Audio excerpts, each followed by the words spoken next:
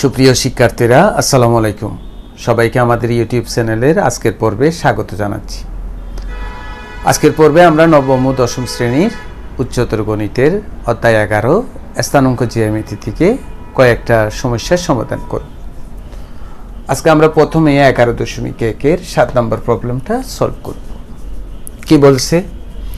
দেখাও যে a-50 b50 c55 d-55 একটি আয়তক্ষেত্রের 4টা শীর্ষবিন্দু।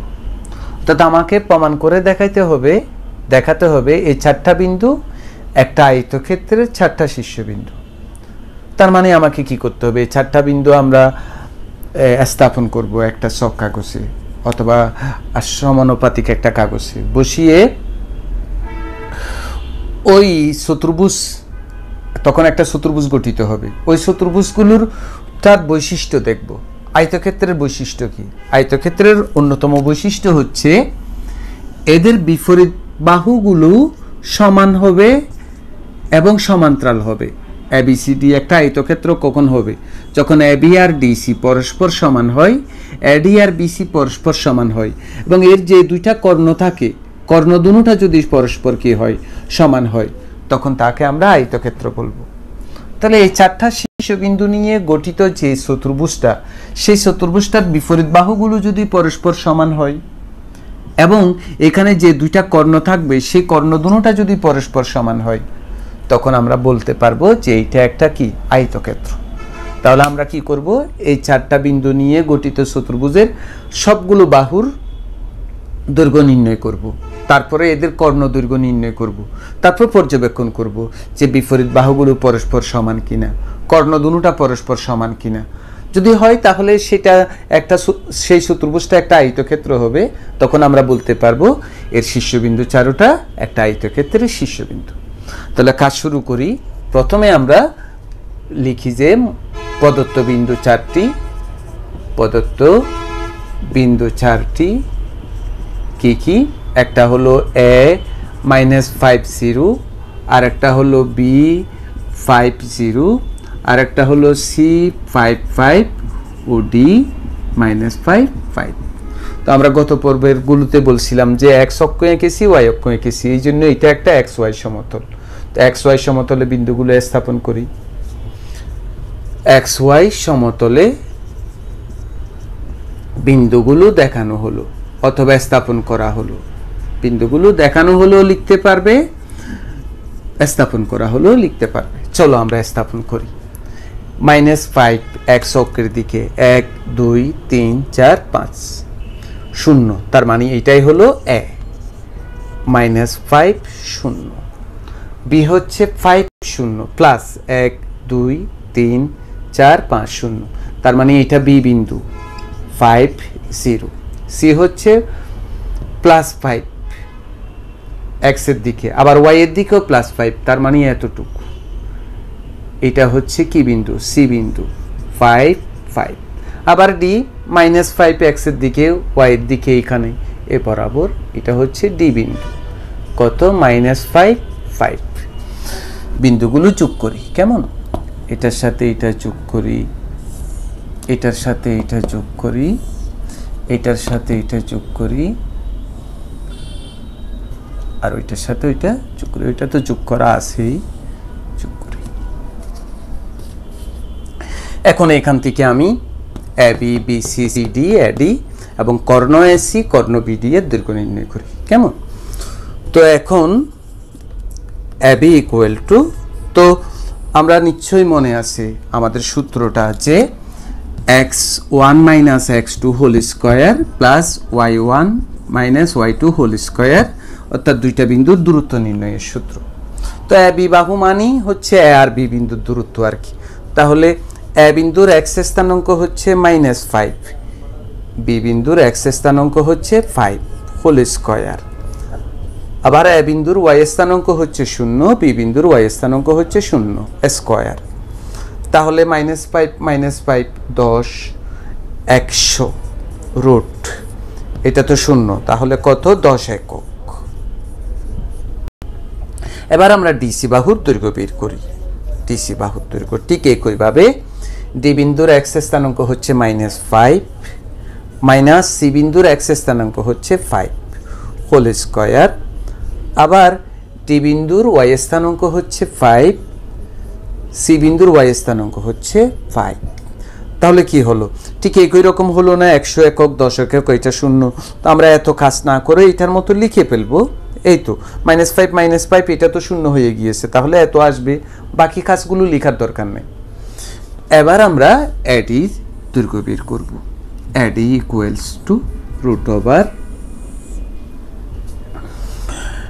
এর এক্স স্থানাঙ্ক হচ্ছে -5 মাইনাস ডি এর এক্স স্থানাঙ্ক হচ্ছে -5, -5 এই মাইনাসটা তখন কি হয়ে যাবে? প্লাস হয়ে যাবে, বিয়োগ, আবার ওয়াই স্থানাঙ্ক 0 আর এটা 5, 0 - 5 ইকুয়াল টু, শিক্ষার্থীরা কি হয় দেখো, যে 5 থেকে 5 গেলে 0, বিয়োগ, তারপরে সরিয়ে এটা যোগ হবে, 0 × 5 = 25 সমান 5 একক।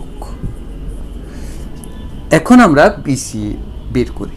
বিসি ইকুয়াল টু, প্রথমে বি বিন্দুর এক্স স্থানাঙ্ক 5, সি বিন্দুর এক্স স্থানাঙ্ক 5, 5 - 5 0, আবার 0 - 5, তাহলে এটার মতোই তো হলো। তাহলে আমরা সরাসরি 5 একক লিখে ফেলি।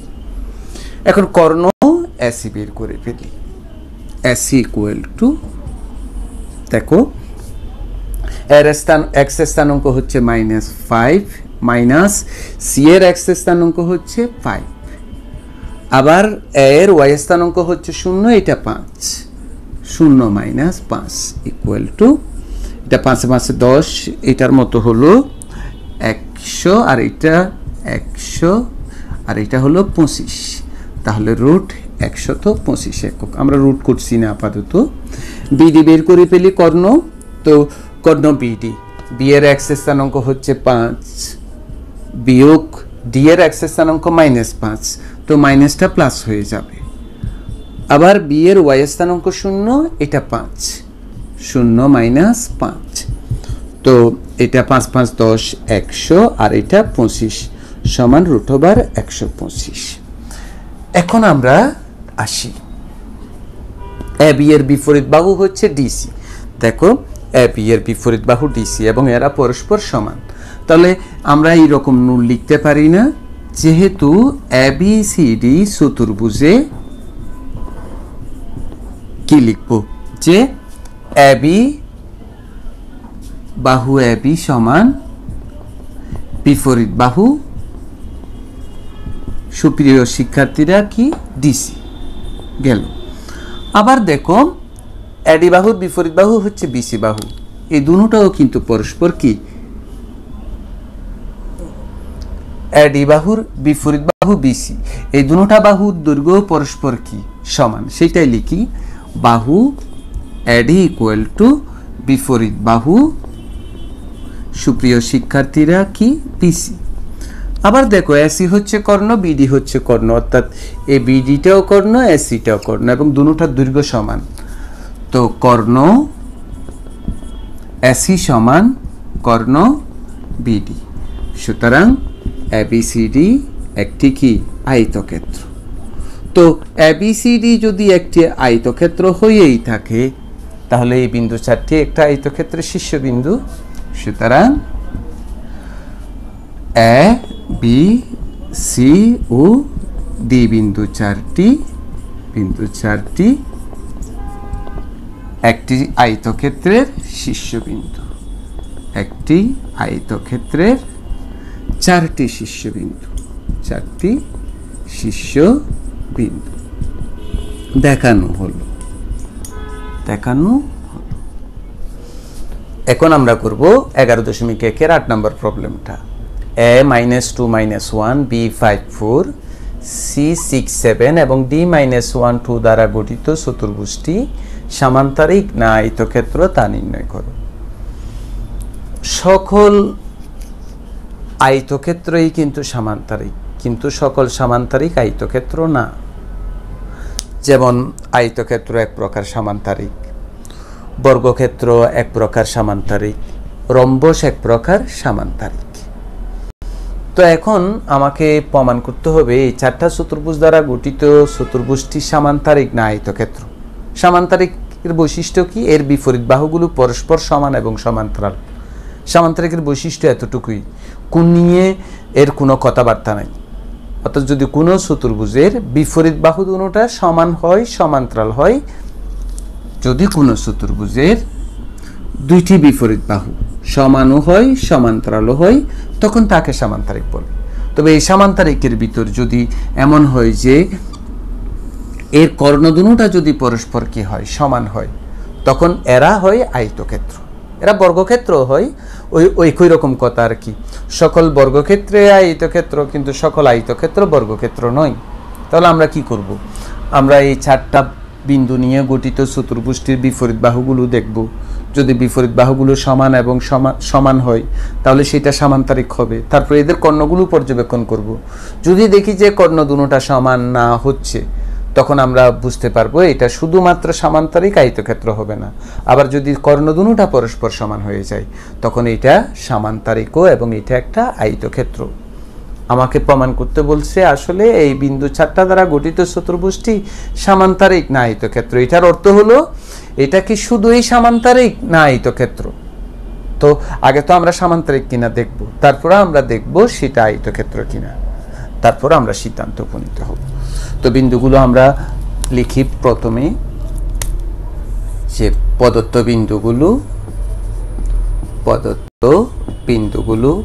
বিন্দুগুলো হচ্ছে a-2 -1, b5 4, c6 7 ও d-1 2। xy সমতলে বিন্দুগুলো স্থাপন করে পাই। xy সমতলে বিন্দুগুলো স্থাপন করে পাই, অথবা xy সমতলে বিন্দুগুলো দেখানো হলো, যে কোনো একটা লিখলেই হবে। তো আমরা বিন্দুগুলো স্থাপন করি। প্রথমে হচ্ছে -2 -1, -2 -1, এইটাই এ বিন্দু, -2 -1। এরপরে হচ্ছে b +5, 1 2 3 4 5, +4, এই যে 1 2 3 4, এইখানে b5 4। এরপরে c হচ্ছে 6 7, তার মানে 6 এখানে, এটা তো 5, 6 এখানে, 1 2 3 4 5 6 7, এই একেবারে এইখানে গিয়ে থামবে। এটা হচ্ছে c6 7। তো আরেকটা বিন্দু হচ্ছে -1, এই যে -1 এবং +2 এইখানে, এটা হচ্ছে d, যে -1 2। এখন আমরা স্কেল দিয়ে চতুর্ভুজটা এঁকে ফেলি।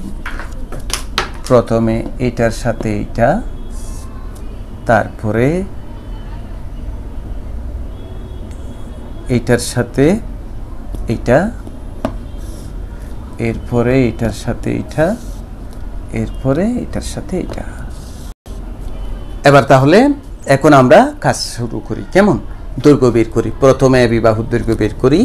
এখন AB = তো AB বাহুর দৈর্ঘ্য যখন আমরা বের করব, A বিন্দুর x স্থানাঙ্ক হচ্ছে -2 বিয়োগ B বিন্দুর x স্থানাঙ্ক হচ্ছে 4 হোল স্কয়ার। আবার A বিন্দুর y স্থানাঙ্ক হচ্ছে -1, B বিন্দুর y স্থানাঙ্ক হচ্ছে 4 হোল স্কয়ার। তো কি হয়? -2 -5 -7 49, আর এটা -5 25। তাহলে কত হয়? 9 এর সাথে 5 যোগ করলে 4 5 7, এত একক। এটা আমরা করছি না, কি করছি না, রুটের মান বের করছি না। তো AB তো বের করলাম। এবার আমরা DC বের করি। DC একইভাবে প্রথমে হবে D এর x স্থানাঙ্ক -1 বিয়োগ C এর x স্থানাঙ্ক -6 হোল স্কয়ার। আবার D এর x স্থানাঙ্ক 2, C এর x স্থানাঙ্ক -7 হোল স্কয়ার। তাহলে কত হলো? এটাও হলো 7 49, এটাও হলো 25, তার মানে √74 একক। ঠিক একইভাবে আমাকে AD এর দৈর্ঘ্য বের করতে হবে। চলো আমরা AD এর দৈর্ঘ্য বের করে ফেলি। তো AD প্রথমে A এর x স্থানাঙ্ক হচ্ছে -2, ডি এর এক্স স্থানাঙ্ক হচ্ছে -1, মাইনাসটা প্লাস হয়ে যাবে, প্লাস আবার এর ওয়াই স্থানাঙ্ক হচ্ছে -1 বিয়োগ ডি এর ওয়াই স্থানাঙ্ক হচ্ছে -2 হোল স্কয়ার। তো শিক্ষার্থীরা 2 থেকে 1 গেলে 1 -1, এটা +1 হয়ে যাবে, -3 প্লাস হয়ে যাবে 9 সমান √10 একক। এর বিপরীত বাহু কি? বিসি। বিসি এর দৈর্ঘ্য নির্ণয় করি আমরা। প্রথমে বি বিন্দুর এক্স স্থানাঙ্ক 5, সি বিন্দুর এক্স স্থানাঙ্ক 6 হোল স্কয়ার, আবার বি বিন্দুর ওয়াই স্থানাঙ্ক 4, সি বিন্দুর ওয়াই স্থানাঙ্ক -7 হোল স্কয়ার। 5 থেকে 6 গেলে 1 -1, এটা +1 হয়ে যাবে, এটা 3 9 হবে এবং আগের মতো √10 একক। তাহলে আমরা কি দেখলাম? যেহেতু ABCD চতুর্ভুজে বাহু AB সমান বিপরীত বাহু কে, এই যে বিপরীত বাহু কে শিক্ষার্থীরা ডিসি, বিপরীত বাহু ডিসি। আবার এডি বাহু এডি সমান বিপরীত বাহু কে বিসি, এই দুটোটা সমান। সুতরাং এবিসিডি একটি কি? এবিসিডি একটি সামান্তরিক। সামান্তরিক না আয়তক্ষেত্র। এখন এটা আয়তক্ষেত্র কিনা সেটা আমাকে টেস্ট করতে হবে। তার মানে এখন আমি আবার কর্ণের কাছে চলে যাব। আবার কর্ণ প্রথমে আমরা এসি বের করি। কর্ণ এসি সমান প্রথমে এ বিন্দুর এক্স স্থানাঙ্ক হচ্ছে -2 বিয়োগ সি বিন্দুর এক্স স্থানাঙ্ক 6 হোল স্কয়ার, আবার এ বিন্দুর ওয়াই স্থানাঙ্ক হচ্ছে -1 মাইনাস সি বিন্দুর ওয়াই স্থানাঙ্ক হচ্ছে -7। তাহলে শিক্ষার্থীরা কি হয়? -8 8 64 প্লাস 8 64 √2 ইন্টু 64 8 √2 একক। অপর কর্ণের দৈর্ঘ্য বের করি। অপর কর্ণটার নাম কি শিক্ষার্থীরা? অপর কর্ণটার নাম হচ্ছে পিডি। এই যে পিডি, সে পিডির দৈর্ঘ্য নির্ণয় করি আমরা। কর্ণ বিডি ইকুয়াল টু প্রথমে বি বিন্দুর এক্স স্থানাঙ্ক, বি বিন্দুর এক্স স্থানাঙ্ক 5, ডি বিন্দুর এক্স স্থানাঙ্ক -1। তাহলে 5 -1 মাইনাসটা প্লাস হয়ে যাবে, আশা করি বুঝছো তুমি, হোল স্কয়ার। আবার বি বিন্দুর ওয়াই স্থানাঙ্ক 4 মাইনাস ডি বিন্দুর ওয়াই স্থানাঙ্ক 2 হোল স্কয়ার। তাহলে কি হয়? 5 রেখে 6 6 6 36 2 4 সমান 40 একক। তো যেহেতু কর্ণ এসি ইজ নট কর্ণ কি? বিডি, সুতরাং এবিসিডি কি নয়? একটি আয়তক্ষেত্র নয়, একটি আয়তক্ষেত্র নয়। তাহলে এখন আমরা কি লিখতে পারবো? সুতরাং এবিসিডি একটি কি? সামান্তরিক, সামান্তরিক কিন্তু কি নয়? আয়তক্ষেত্র নয়, আয়তক্ষেত্র নয়। এটাই হলো আমাদের প্রশ্ন। প্রিয় শিক্ষার্থীরা, এরপরে আমরা করব 11.1 9 নম্বর প্রবলেমটা। কি বলছে দেখো, S0-05 B76 C-35 বিন্দুগুলোর মধ্যে, অর্থাৎ এই তিনটা বিন্দুগুলোর মধ্যে কোনটি P3-2 এর সবচেয়ে নিকটবর্তী, কোনটি সবচেয়ে দূরবর্তী? এই এ বি সি তিনটা বিন্দু আছে, পি আর একটা বিন্দু আছে। এখন এই তিনটা বিন্দুর ভিতর কোন বিন্দুটা পি এর সবচেয়ে নিকটবর্তী এবং কোনটা সবচেয়ে দূরবর্তী সেটাই আমাকে নির্ণয় করতে হবে। তার মানে পি বিন্দু হতে এ এর দূরত্ব বের করব, পি বিন্দু হতে বি এর দূরত্ব বের করব, পি বিন্দু হতে সি এর দূরত্ব বের করব। এর ভিতর যেটা সবচেয়ে বড় হবে সেটা দূরবর্তী, যেটা সবচেয়ে কম হবে সেটা নিকটবর্তী। তাহলে আমরা তাই করি, অর্থাৎ ওই যে দুইটা বিন্দুর দূরত্ব নির্ণয়ের সূত্র যেটা, সেটা দিয়ে কাজ করে ফেলবো আমরা। আমরা প্রথমে প্রদত্ত বিন্দুগুলো লিখে ফেলি। প্রদত্ত বিন্দুগুলো কি কি? এ হচ্ছে 10.5, বি হচ্ছে 7.6 ও সি হচ্ছে 3.5 এবং বি 3-2। তাহলে এবার একটা দূরত্ব বের করি। সুতরাং এফ ইকুয়াল টু এ হচ্ছে 10x স্থানাঙ্ক, পি হচ্ছে 3 হোল স্কয়ার প্লাস এ এর ওয়াই স্থানাঙ্ক হচ্ছে 5, পি এর ওয়াই স্থানাঙ্ক হচ্ছে -2। এটা প্লাস হয়ে যাবে। কেন প্লাস হয়ে গিয়েছে নিশ্চয়ই বুঝেছো। তাহলে 10 থেকে 3 গেলে 7 স্কয়ার 49, আর এইটা হবে তাও 49। তাহলে √49 √49 কিভাবে হয়? তাহলে 49-এর সাথে যদি আমরা 49 যোগ করে ফেলি হয় 49-এর সাথে যদি আমরা 49 যোগ করি হয় 98। 98কে যদি আমরা রুট করি 9.89 একক। এখানে প্রায় দিতে হবে যেহেতু রুটের মান বসাইছি সেজন্য। এবার বিফি বের করি। ঠিক বি বিন্দুর এক্স স্থানাঙ্ক হচ্ছে 7 বিয়োগ পি বিন্দুর এক্স স্থানাঙ্ক হচ্ছে 3 হোল স্কয়ার, আবার বি বিন্দুর ওয়াই স্থানাঙ্ক হচ্ছে 6, আবার সি বিন্দুর ওইটা মাইনাসটা কি হয়ে যাবে প্লাস স্কয়ার। তাহলে 7 থেকে 3 গেলে 4, 16, 8 8 64। তো 64-র সাথে 16 যদি আমরা যোগ করি পাই 80। 80কে যদি আমরা রুট করি রেজাল্ট আসে 8.94 একক প্রায়। আবার আমরা সিপি বের করি। তাও সি বিন্দুর এক্স স্থানাঙ্ক -3 বিয়োগ পি বিন্দুর এক্স স্থানাঙ্ক 3 হোল স্কয়ার, আবার সি বিন্দুর ওয়াই স্থানাঙ্ক 5, পি বিন্দুর ওয়াই স্থানাঙ্ক মাইনাসটা প্লাস হয়ে যাবে হোল স্কয়ার। তো এটা তো 6 6 6 36, এটা 7 49। তো 36-এর সাথে যদি আমরা 49 যোগ করি হয় 85। 85কে যদি রুট করি হয় 9.21 একক প্রায়। এখন তুমি দেখো তো কোনটি সবচেয়ে ছোট, এটা, আর কোনটি সবচেয়ে বড়, এটা। যেহেতু দেখো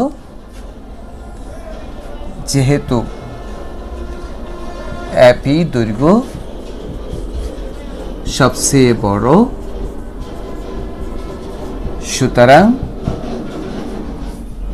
কোন বিন্দুটি এ বিন্দুটি এ 10.5 বিন্দুটি পি এর সবচেয়ে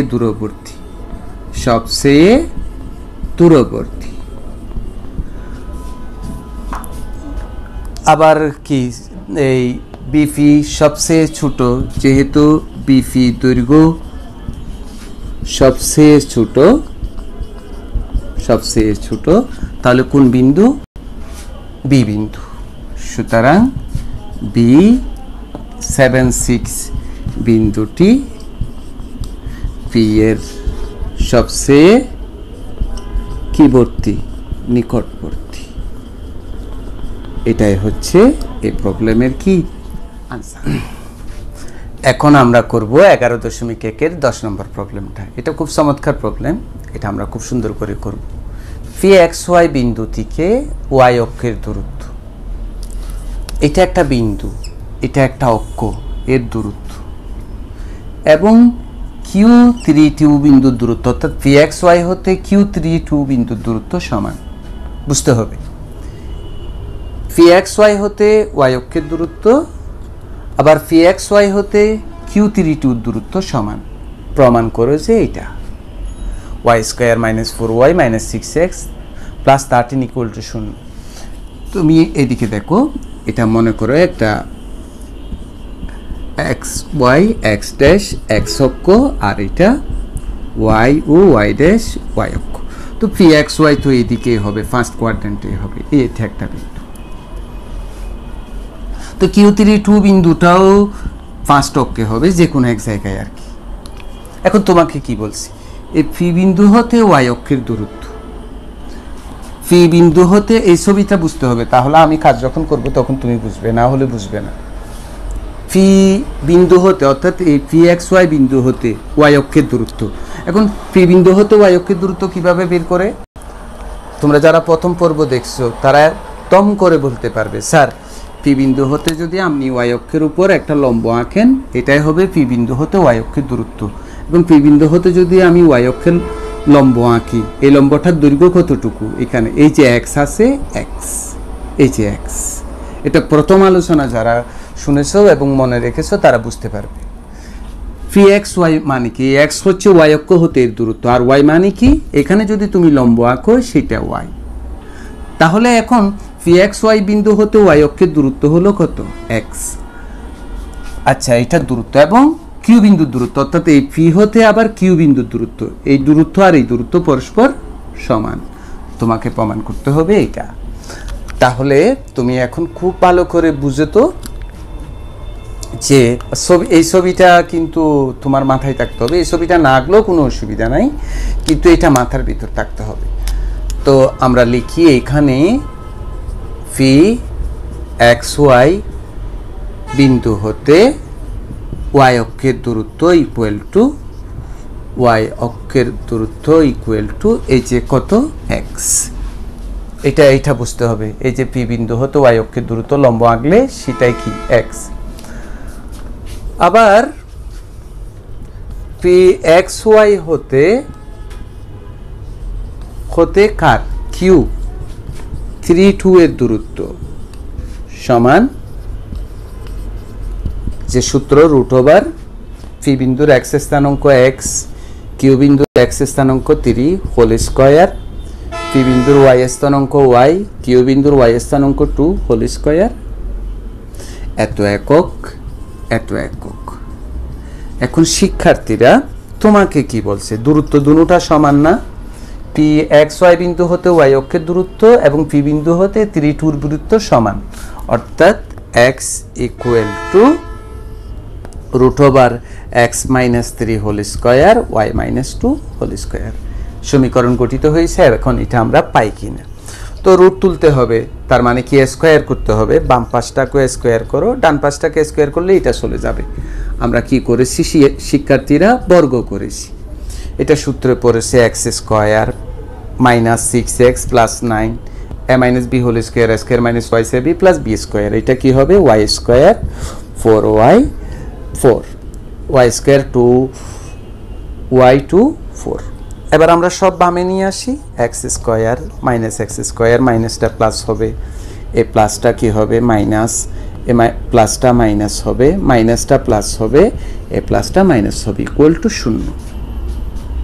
তো কি থাকে আর এক্স স্কয়ার চলে গেল, প্রথমে মাইনাস ওয়াই স্কয়ার, তারপরে প্লাস 6x লিখি আমরা, এরপরে শিক্ষার্থীরা প্লাস 4y লিখি, এরপর সুপ্রিয় স্টুডেন্টগুলো এটা যোগ হবে, 9 এর সাথে 4 যোগ করলে 13, আমরা -1 দিয়ে গুণ দিয়ে দিই, তাহলে কি হবে মাইনাসটা প্লাস হলো, প্লাসটা মাইনাস হলো, মাইনাসটা প্লাস হলো 30। এটাই আমাকে কি করতে বলছে, প্রমাণ করতে বলছে। তো সুপ্রিয় শিক্ষার্থীরা, এত ধৈর্য ধরে মনোযোগের সাথে পর্বটা যে তোমরা দেখেছো এই জন্য তোমাদেরকে অসংখ্য ধন্যবাদ। আগামী পর্বগুলোতেও তোমরা আমাদের চ্যানেলের সাথে থাকবে এরকম প্রত্যাশা করছি। সবাই ভালো থাকো, সুস্থ থাকো, আল্লাহ হাফেজ।